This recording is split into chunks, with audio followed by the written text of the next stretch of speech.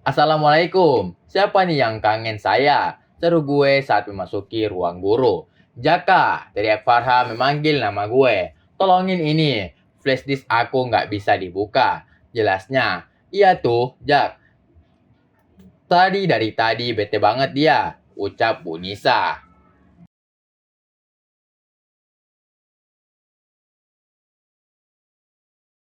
Rekornya pada hilang, makanya bete ya. Ledek Rudi. Bukan cuma drakor, nilai anak-anak, tugas sama berkas penting ada yang di flash disk, jelasnya. Hari ini udah dicolokin ke laptop siapa aja? Tanya gue. Punisa doang. Jak, yang kemarin, jawabnya. Coba mana flash disknya? Ucap gue. Lalu Farha memberikan flash disknya gue. Coba mengembalikan file-filenya dan juga drakor kesayangannya. Di saat gue merestorasi filenya yang berubah menjadi shortcut, Farha menyimak semua hal yang gue lakukan. Emang kamu ngerti, Far? Tanya gue. Enggak, tapi kali aja dikit-dikit dapat ilmunya. Di saat gue mengutak-ngatik, kayak dosan aku ya, ucap gue yang mengambil referensi dari drakor startup yang waktu itu dia sarankan untuk gue tonton. Ih, kamu juga lagi di episode 13? Tanyanya. Iya, jawab gue. Aku juga baru sampai situ, ucapnya. Setelah gue selesai melakukan tugas gue pada laptop Farha, Farha pun terlihat sangat bahagia. Makasih Jaka, ucapnya sambil menggenggam flash disknya. Keren kan aku, kayak dosan. Nonton bareng yuk, Jak. Ajaknya sambil menatap laptopnya. Boleh, ucap gue. Bosen kalau nonton sendirian. Kalau ada temennya, kan seru, ucapnya.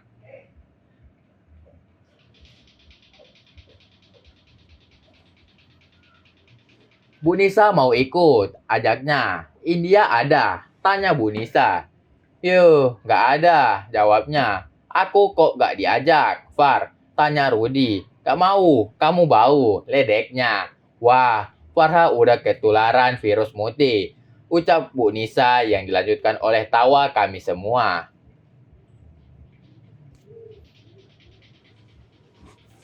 Kami pun menonton drakor startup episode 14 dan 15 di ruang guru. Hingga tak sadar, sudah 2,5 jam lamanya kami menonton hingga hanya tinggal kami berdua yang berada di sana. Wah, nanggung satu episode lagi nih padahal, ucapnya.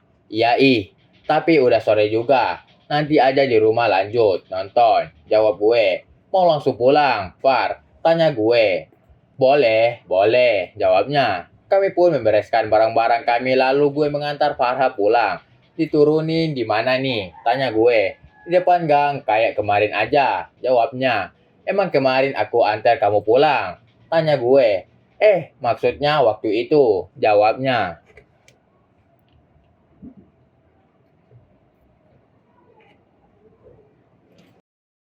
Setelah beberapa meter dekat rumahnya, gue melihat jalanan yang ditutup karena ada sebuah acara. Far, ditutup jalannya, ucap gue. Ya, iya. Kamu mau anterinnya muter nggak, Jak? Tanyanya. Soalnya kalau jalan dari sini jauh, lanjutnya. Siap.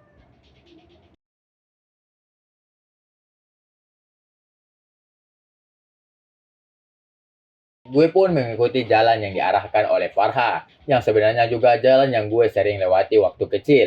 Itu, Jak. Jadi sekalian tahu rumah aku kan? Ucapnya sambil menunjuk rumahnya. Saat gue menipikan motor untuk Farha turun, secara kebetulan Uminya sedang berjalan keluar rumah dan menyapa kami. Anak Umi udah pulang? Tanya Uminya Farha. Assalamualaikum.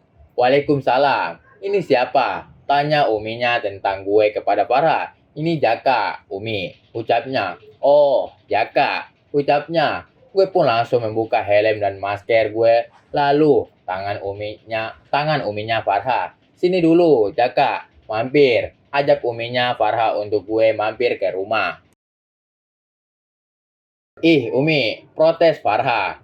Emang kenapa? Pasti Jaka capek kan nganterin Farha. Boncengin Farha kan berat. Ledek Uminya yang ternyata supel itu. Ih, apa-apaan sih Umi? Ucap Farha malu. Ayo, Jaka, masuk dulu, ajak Uminya. Iya, Umi. Jawab gue lalu masuk ke dalam rumahnya. Saat gue masuk ke dalam rumahnya, gue melihat-lihat sekeliling rumahnya. Ketika gue merasa bahwa pernah berada di sini. Jaka kerja bareng Farha ya? Tanya Uminya Farha. Iya Umi, tapi saya baru kok, jawab gue. Farha juga baru 2 bulan kan di sana, ucapnya. Iya Umi, saya juga baru sebulan di sana, jelas gue. Jadi juniornya Farha dong, canda Uminya. Iya, Umi. Saya juga masih belum dapat tugas mengajar. Baru jadi guru piket sama diminta untuk backup Farha juga, ucap gue. Oh, gitu. Lalu Farha datang membawakan teh yang tadi dibuatnya. Ini, Jak, tehnya, ucapnya. Ya, Far, makasih.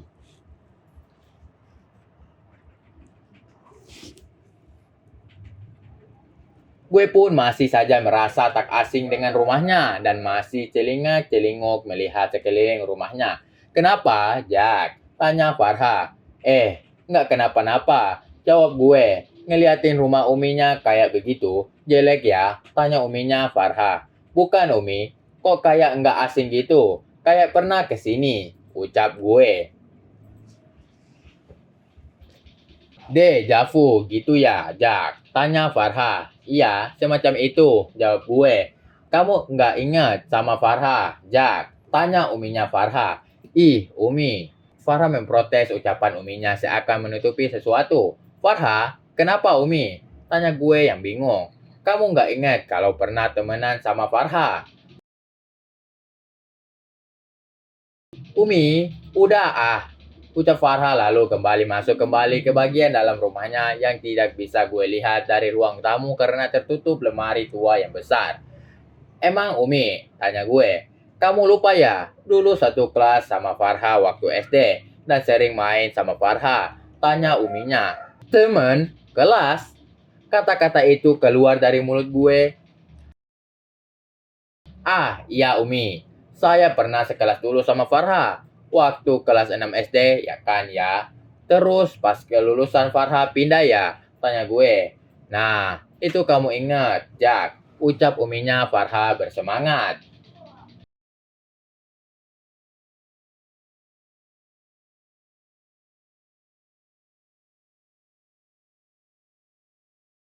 Tapi kalau sering main sama Farha, emang Umi? Tanya gue yang tidak mengingat hal itu. Iya, dulu kamu sering main sama Farha, tapi mungkin kamu nggak ingat. Orang juga masih kecil kan waktu itu, jadi mungkin udah lupa sekarang. Ucap Uminya.